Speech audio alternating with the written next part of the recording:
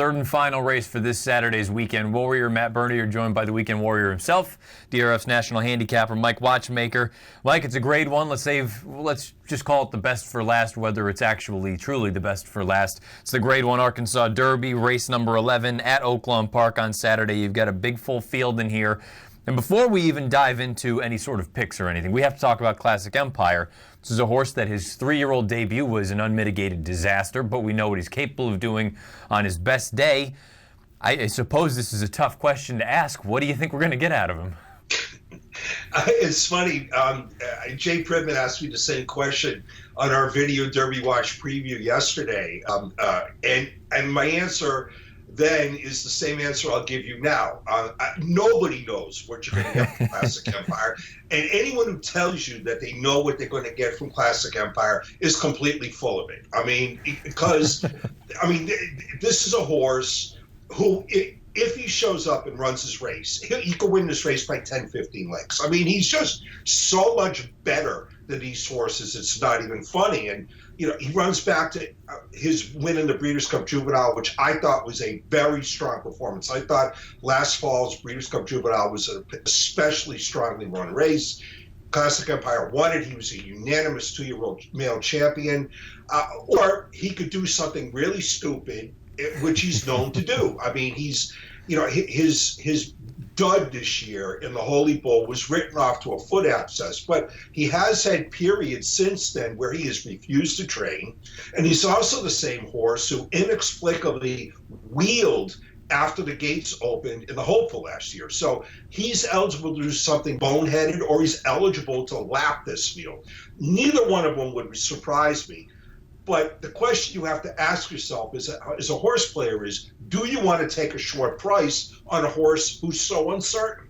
I know that I don't. I could not bet on him, and I'm going to, I bet against him here, but with trepidation. If it's not him as far as sort of the logical alternative in here, it's probably Malegacy on the far outside, the winner of the local prep, the Rebel. But you look at Malegacy, not only is he mired with an outside post, a brutal draw going into that first turn, and I know you've got a fair enough run-up, but he's not all that fast on paper. Do you want him at a short price either? No, and I don't, to answer your question. Sometimes it's just as valid to handicap negatively as positively. If you can, whether you're right or wrong, but as you approach a race, if you could throw out horses as easily as you could hone in and identify horses you really like, you're reaching the same conclusion, the same end. And I know that I don't want anyone out of the Rebel. The race, the prep won by Malegacy last time out. I thought Malegacy was a stone cold sprinter going into the Rebel, and after the way the Rebel was run, it was run in slow time. It was not a strongly run race. The winner, Malegacy, won the race, but he ran slow enough to get only a mediocre buyer of 91. Now he's marooned in the outside post. He's a horse who needs early position, and I still think he's best as a sprinter. And now he's going a longer distance. So the thing of it is he was coming home slow in the Rebel, and no one could catch him. You had horses like Untrapped, who had every single opportunity to catch him in the stretch, to catch Malegacy in the stretch of the Rebel, and couldn't do it, to the point where a maiden ran second. So, but we shouldn't be so shocked. We saw a maiden win the Bluegrass last week, but I digress. A maiden at a huge price ran second in the Rebel, and I just know I don't want anybody out of the Rebel, and I can't bet on Classic Empire, so that has left me with very few alternatives in here. Well, let's talk about who you ultimately landed on. A bit of a wild card in here. That's the horse that's drawn down on the inside for Doug O'Neill and Mario Gutierrez. It's Rockin' Rudy.